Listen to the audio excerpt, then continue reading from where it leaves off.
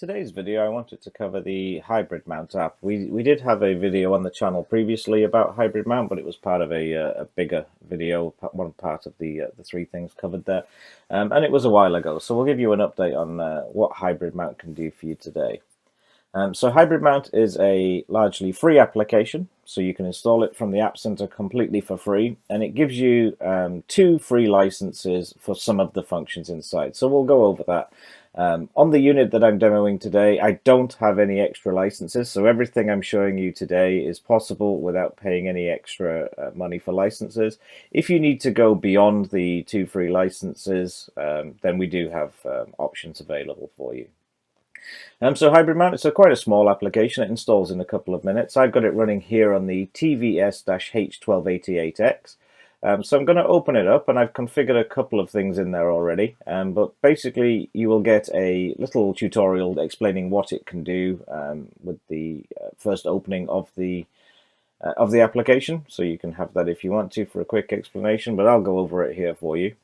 So we can see here that I've got 2 things mounted within it at the moment. So that's a clue in the name. It's called HybridMount. It will mount things in different ways. So there's 2 main ways. Number 1, you can mount a cloud location into your NAS, and you can sync it. So you can almost use your NAS as a local cache for some cloud hosted data. And you can also do remote devices, so remote network connections with a multitude of protocols. So in my example here, I've got it with an SMB connection, but you can do things like WebDAV connections, FTP connections, things like that to mount the different storage. So if I go across to my mount management, so you can see what I've got in place already, I've got a cloud management option here, which is my Google Drive from QNAP here. So I've got that mounted and connected, and I've allocated up to 100 gig of cloud space, of local storage for my cloud space. So the most recent 100 gigs of files will automatically be cached locally on my QNAP. So I'm not relying on my internet connection to access the files. If I've accessed a file before, I'll be opening it at local transfer speeds across my network. You can change the priority of this by all means. So if you were to go into the cloud services option here and look at your cloud items, so here's the Google Drive one. If you click on the options on the right, you get quite a few different options. So a bit of information about the connection, cache priority, uploads, and you can even do a speed test. That's really just checking how quick your internet connection can link to the cloud provider you've chosen. So if you were to open that up, you can click speed test, and it takes a minute or so to do a quick run through. But it really will just display the speed of your internet connection more than anything. So here, if I go back to the more option, we can choose things like cache priority. We can get log information. So if I've uploaded a file, they would appear here. So something currently uploading would be there. Anything already uploaded would be there. And if anything had an error, you would see it there as well. So cache priority is one of the coolest sections. So this allows you to prioritize different folders in different ways. So you can expand them out and go down into lower levels. So here in, say, the stuff folder, we can go through and I can say, I want this eBuyer folder to always be synced locally. So you can do a drop down there and you can say, always keep that in the reserved cache. So ahead of time, I'm already keeping it locally. The first access that I do of anything in that folder, if I was to select this, the first access I do is local speed. The NAS is already going to go off and download everything in that folder, and anytime any files are updated in that folder, it's going to immediately have a local copy stored in this QNAP for me to locally access it much faster. Now the benefit of this is if you have your cloud solution with a much bigger capacity than I do, so maybe you've got a couple of terabytes up in the cloud, and you don't want to store all 2 terabytes of that locally. You only want to store maybe a couple of 100 gigs of it locally. What you can do is you can use the NAS as a cache for the cloud. So you're still going to get local speed on the data that you need it to, the most access stuff. You're going to be able to have local access to it. And the benefit of the cloud services option is everything that you mount here is going to be accessible just like any other shared folder on your NAS. So if I was to go into my file station option here, so we can see all the different folders that I've got. So we've got the ISOs one. This is one I'll show you in a moment. But what we also have is the Google Drive one. So this Google Drive one is a locally cached, if I want it to be. Anything that I access recently will be stored here.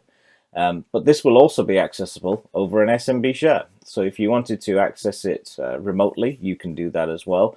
And because it's caching locally, it creates a area of storage for it as well. So if I was to go into the storage and snapshot section and go have a look, I put it in pool 1.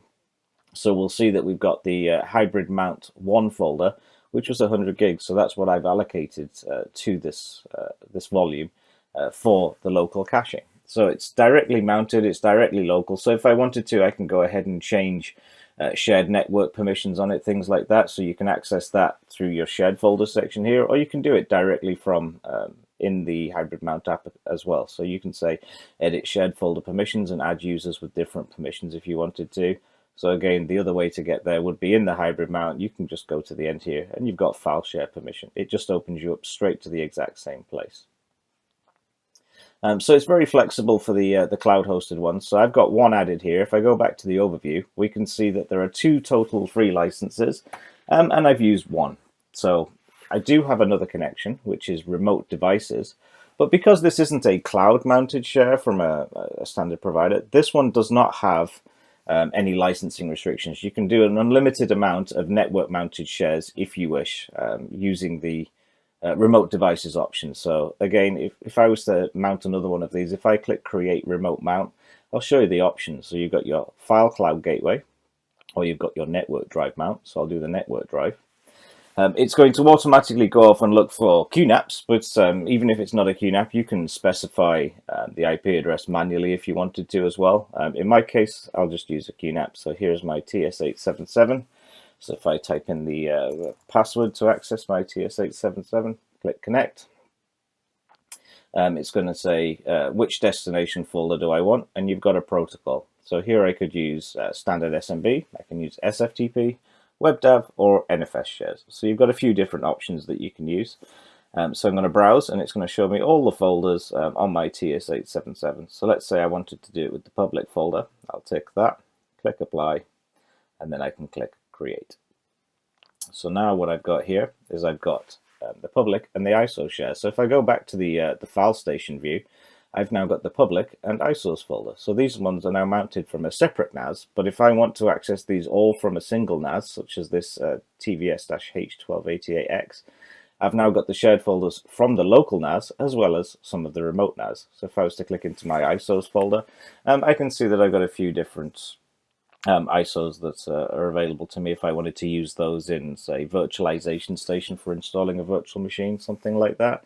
I do have the option to use those. So you can mount local network shares locally from something else as well. So it's really quick and efficient to access directly from one NAS to another NAS using this.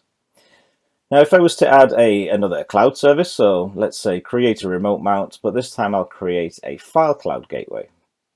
This time, let's use a Dropbox one, for example. So it's going to immediately open you up to the API for Dropbox. So it's saying HybridMount would like to access the files and folders in your Dropbox. I'm going to allow that. If you weren't already logged into Dropbox with the web browser you're using, it would ask you to log in there as well. So here it says Dropbox at craigreed@qnap.com. So which folder? I'm going to just do all folders. I'm going to click next. How much cache capacity do I want to put it, and which storage pool do I want to put it? So pool 1 for me is NVMe SSD. Pool 2 would be the hard drive layer. So I'll leave it in pool 1 for now. And you can drag the bars around as well. If you want to set different cache levels for different items, you can move these around if you wanted to fit your requirements a bit better.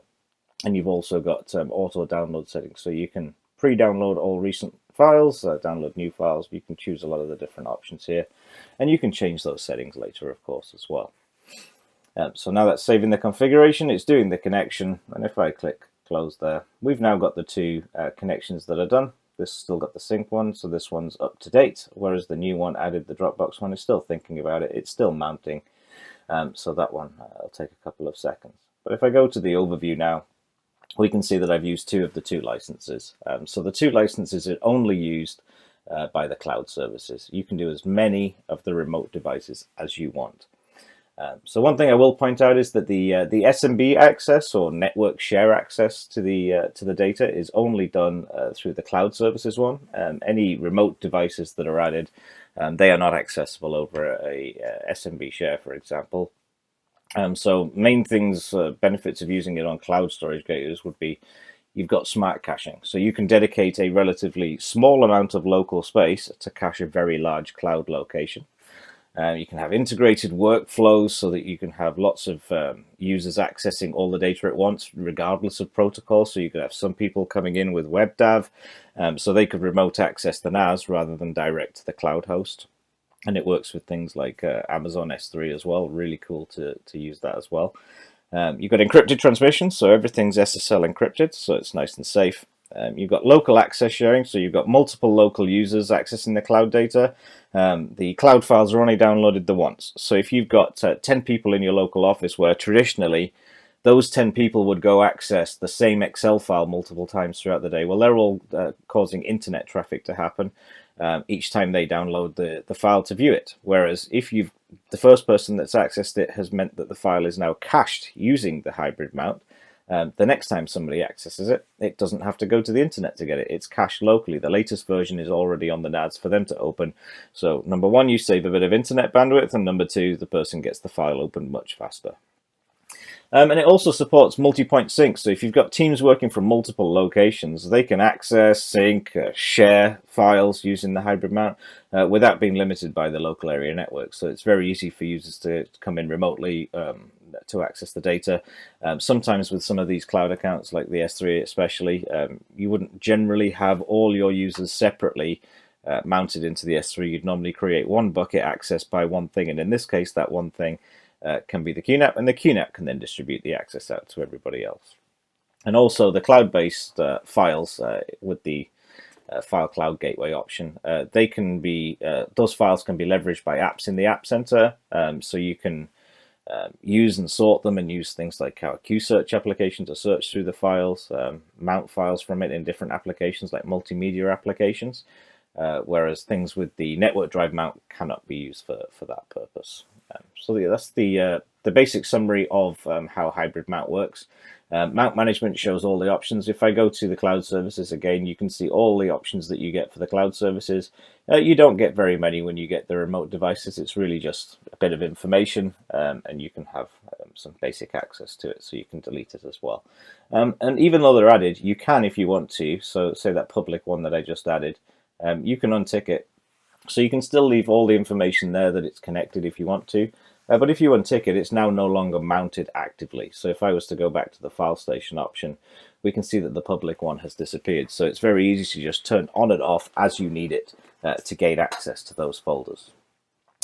So that's really HybridMount. So two main features of it. You can mount cloud locations and locally cache the data from your cloud location.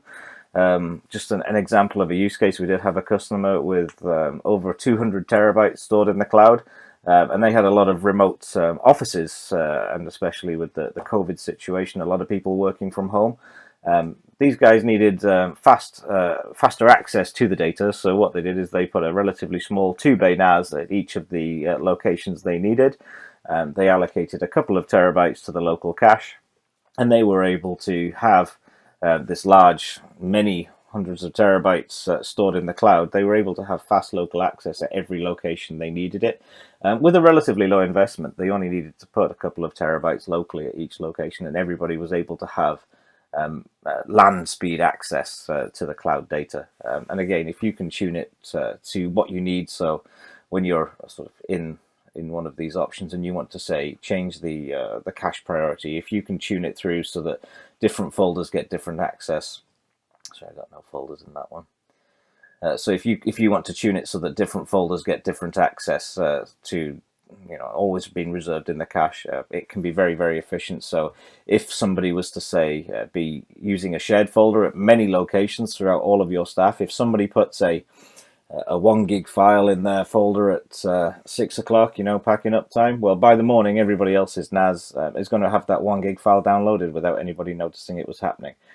So it's not something that It's not running on a schedule, it's working in real time, so you've got real-time access to all the data. If one person changes a file, everybody gets a local copy in their local storage if you want it to. Okay, so that's our HybridMount application. Again, it's completely free, and if you need more than 2 cloud locations, we do have extra licenses available. I think for most it would probably 2 would probably suffice, so you would never have to invest in it. But yeah, if you wanted to consolidate everything from multiple locations, whether they're network-based on something else in your network, or you have cloud locations, you can consolidate everything into a single NAS using HybridMount with very little resource allocated to it. If anybody has any questions, please do let me know, and we'll get back to you in the comments section below. Thanks a lot. Bye.